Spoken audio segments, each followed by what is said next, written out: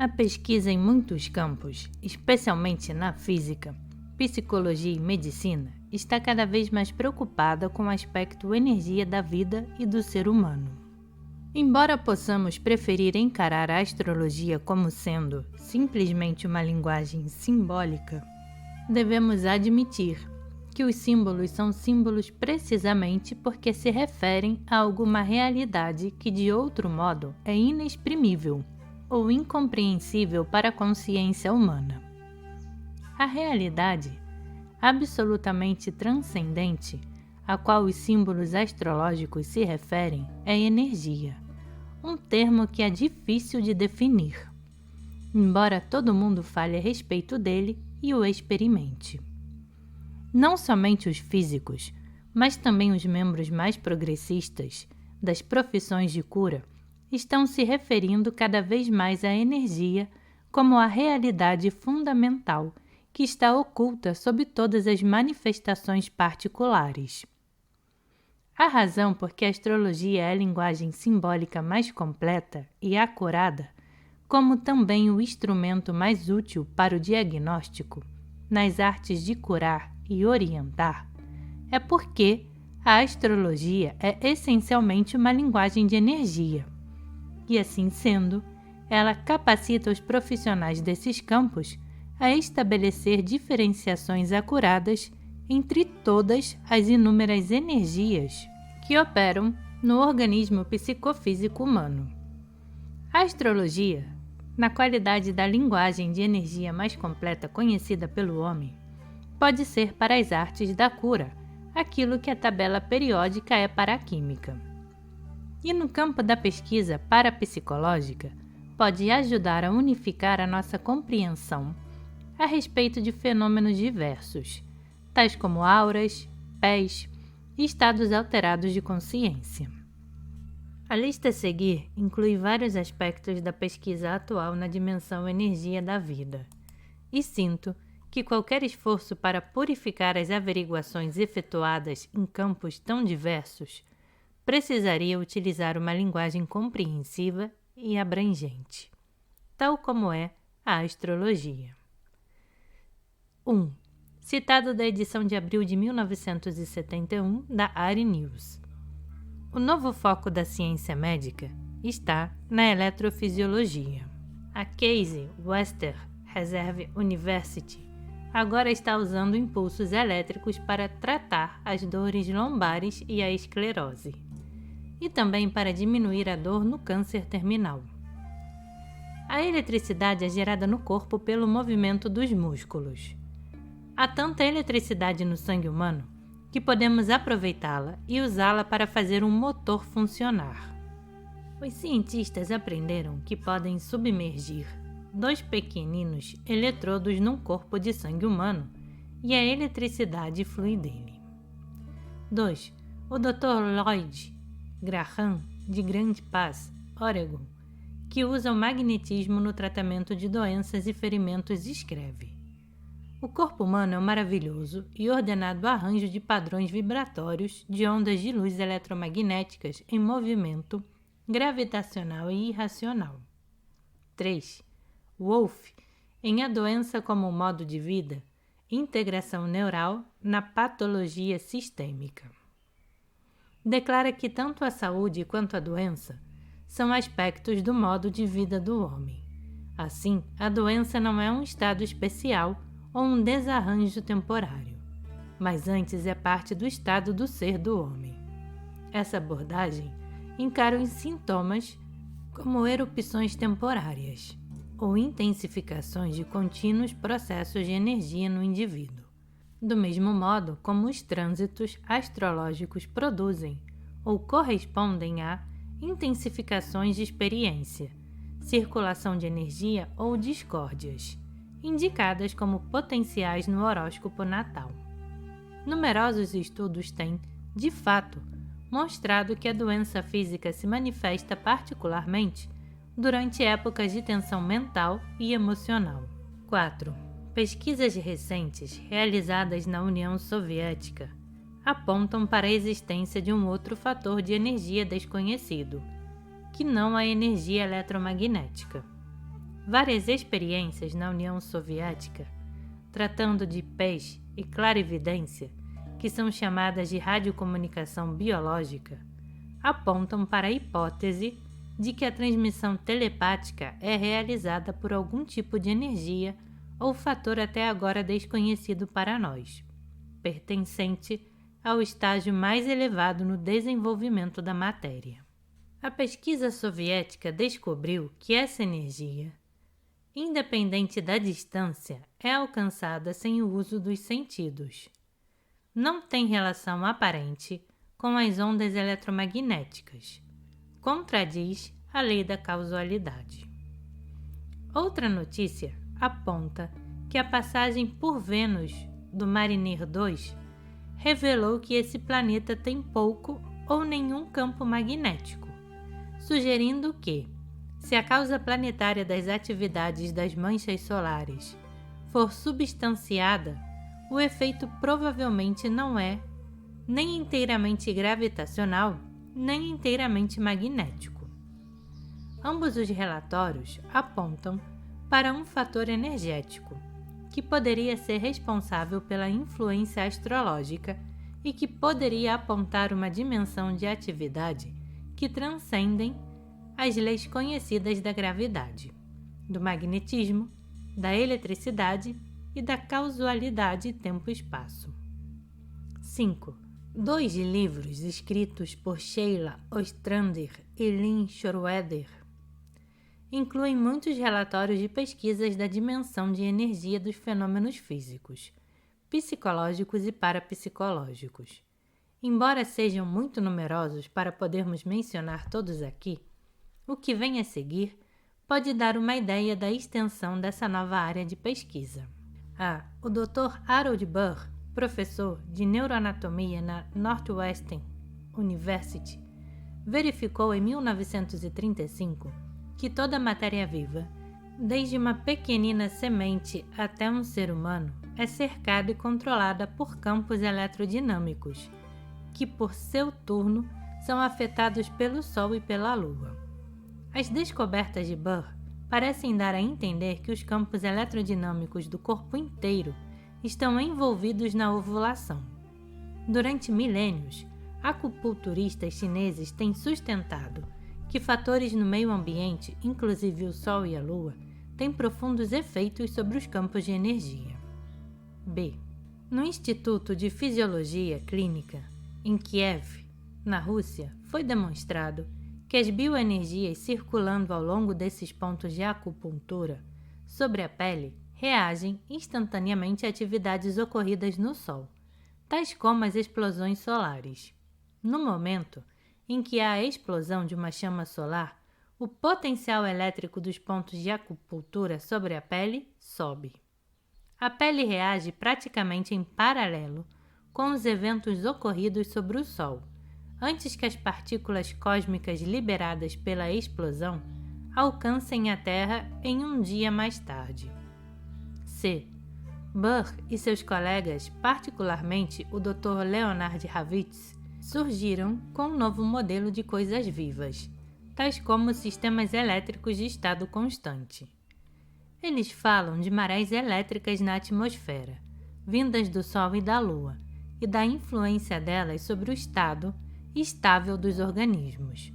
Num artigo chamado Mudanças Periódicas nos Campos Eletromagnéticos, Ravitz escreve que descobriu que a ação do Sol e da Lua afeta o campo de energia que cerca cada um de nós. Descobertas similares são relatadas pelo Dr. Becker, referentes às mudanças sutis nos campos eletromagnéticos da Terra, causadas pelo Sol, pela Lua e pelos planetas, que alteram realmente o campo de força do corpo humano, que por seu turno afeta o sistema nervoso.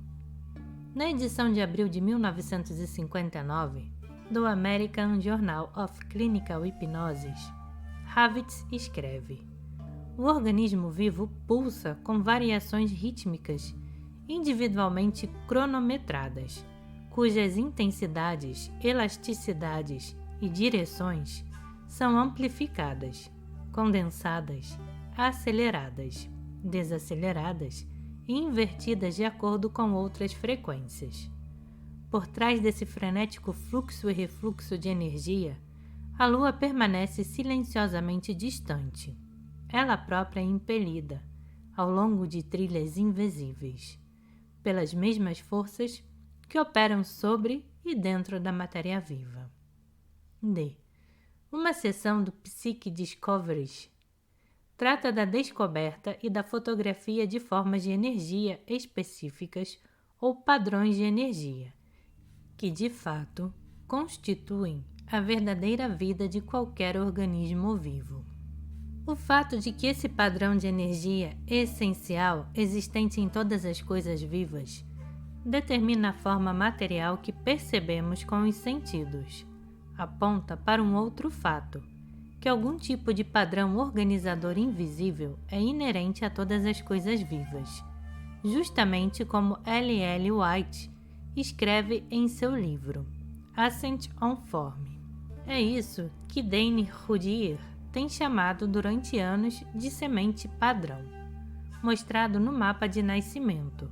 O que a astrologia revela e grafa simbolicamente é simplesmente esse padrão organizador que existe em cada ser humano. E o falecido Dr. Gustavo Stromberg, astrônomo americano de renome mundial, foi um dos primeiros a se encaminhar para essa ideia de ritmos e de frequência. Ele postulou a ideia de que a estrutura dos organismos vivos é determinada por sistemas de ondas, ou campos eletrodinâmicos vivos. Esses campos parecem ser as matrizes que, organizando as moléculas em formas complexas de plantas, de animais e de humanos, dão à matéria viva a sua forma e a sua constituição. Ferimentos cicatrizam e órgãos danificados se reconstroem, voltando à sua simetria original. Isso implica um padrão de energia estabilizador responsável pela modelagem dos tecidos vivos. Não podemos comparar um campo vivo com uma melodia, diz Stromberg. Uma melodia é uma sequência ritmada de frequências. A melodia é a mesma, quer seja tocada depressa ou devagar, alto ou baixo. Do mesmo modo, os campos vivos de um embrião que está crescendo conservam o mesmo padrão de frequências conforme vai passando por grandes mudanças em tamanho. E, eventualmente, vem a se tornar um ser humano maduro.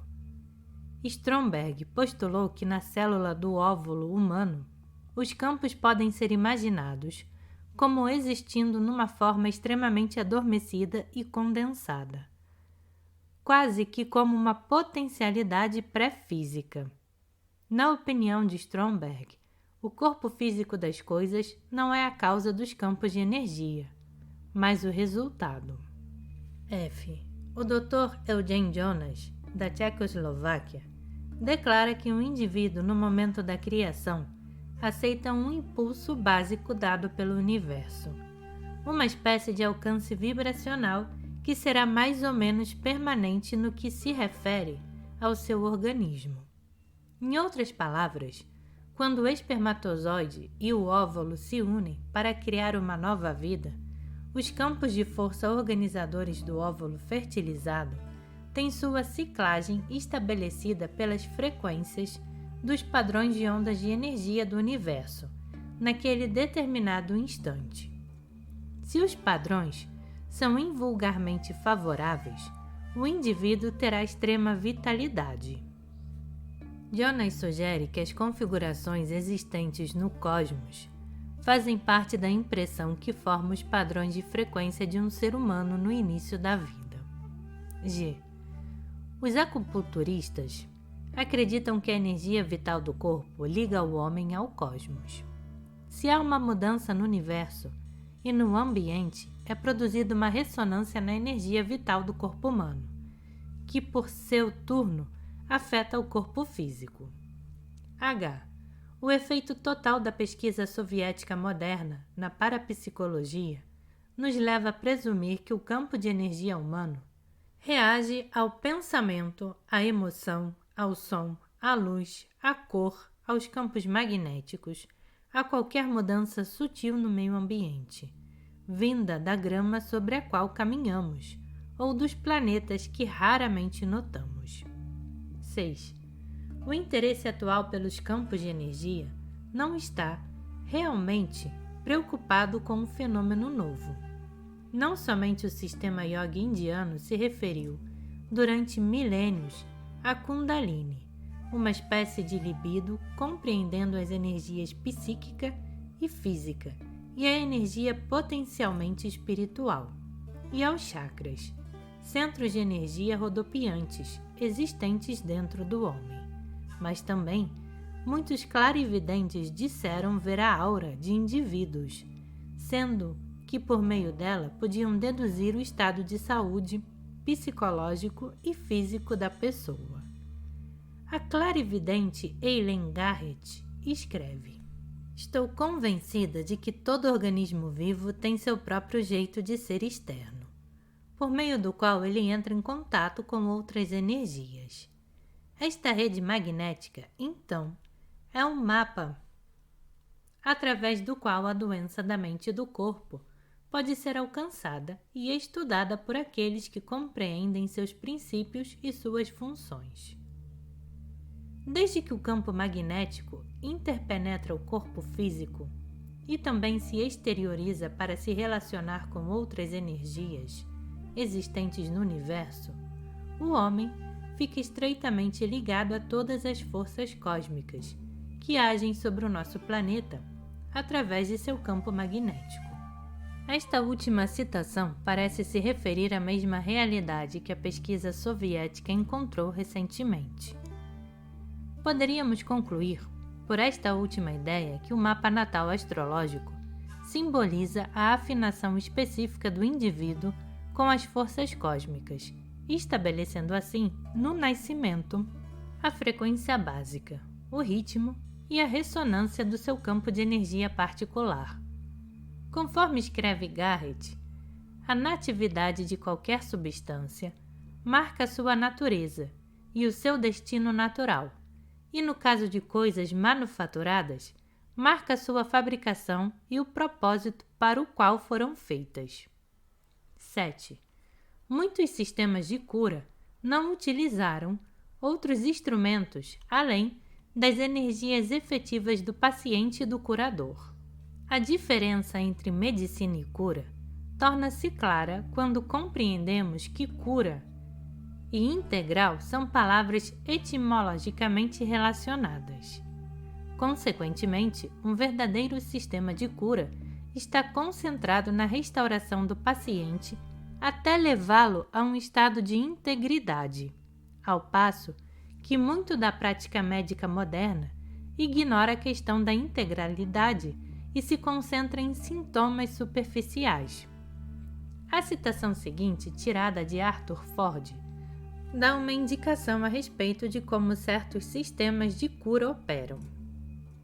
Que o corpo humano emite radiação é algo que tem sido cientificamente conhecido desde 1923, quando essa irradiação foi medida pelo cientista de Leningrado Alexander Gurwitch.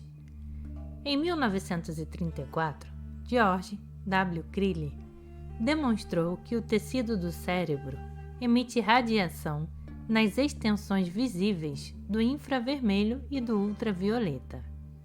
As radiações humanas mais fortes, enuncia o pesquisador da Cornell, Dr. O.H. Hahn, emanam das pontas dos dedos da mão direita. Esse fato poderia explicar por que a imposição das mãos tem sido um método de cura respeitado em muitas culturas e em muitas religiões, e também porque a mão direita é geralmente considerada a mão positiva. O Dr. Randolph Stone, cujo sistema de cura não usa nada além de 2 mãos e da energia de 2 pessoas, escreve: Nossa pesquisa na psiquiatria seria muito beneficiada se pudéssemos reduzir essa confusão de impulsos mentais e emocionais do homem, até chegar a uma ciência exata da anatomia mental e emocional, coordenada com a anatomia física. Então poderia ser estabelecida uma psicofisiologia bem fundamentada e até mesmo uma patologia destes campos de energia mais sutil. Esse seria um grande passo à frente na ciência da compreensão dos mistérios do complexo ser humano, que desafia todas as regras e descobertas atuais feitas pelo homem. Polarity Therapy, publicado pelo autor, 1954, página 14.